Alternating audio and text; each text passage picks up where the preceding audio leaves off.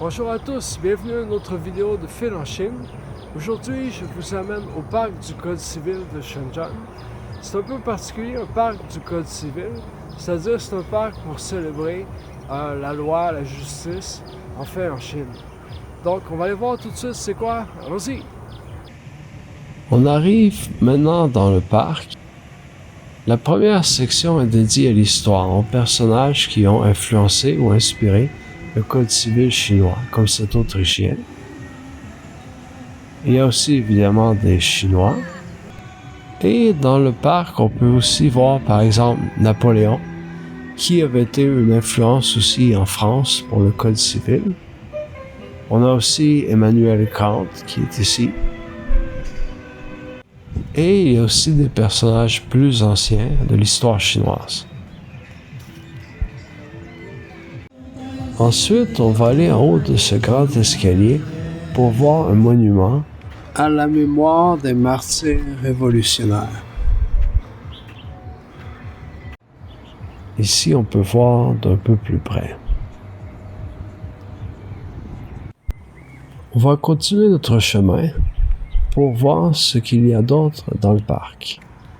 Ici, il y a une belle sculpture qu'on peut voir d'un peu plus près. Dans le parc, il y a plusieurs sections, comme une section sur la loi de l'héritage, la loi civile, les contrats, et ainsi de suite. On va maintenant aller voir la tour du Code civil. Allons-y!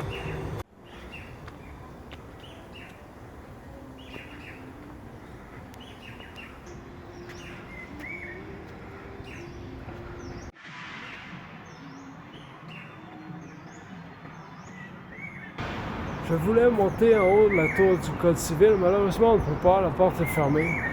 Ce sera pour une autre fois. Donc, continuons à l'intérieur du parc. Ici, on arrive dans la section du parc dédiée à la loi du mariage.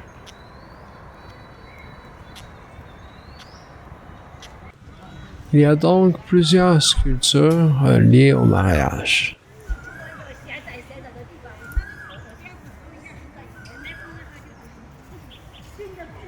Ici, c'est un caractère chinois lié au mariage qui signifie le bonheur. Ici, on arrive à la section sur la loi des contrats. On peut voir entre autres sur la sculpture une sorte d'étampe rouge qui est utilisée souvent en Chine pour les contrats. Ici, c'est la section du parc dédiée au tort et à la négligence. Dans le parc, il y a aussi des panneaux d'information, par exemple sur la protection des données personnelles. Comme dans tous les parcs en Chine, on peut aussi voir des gens souvent qui dansent, font du kung-fu ou d'autres activités. Ici, il y a une autre statue qui symbolise le respect des autres au sens de la loi. Bon, voilà, c'est tout pour la visite du parc du Code civil. Je vous dis donc à bientôt. Bye bye!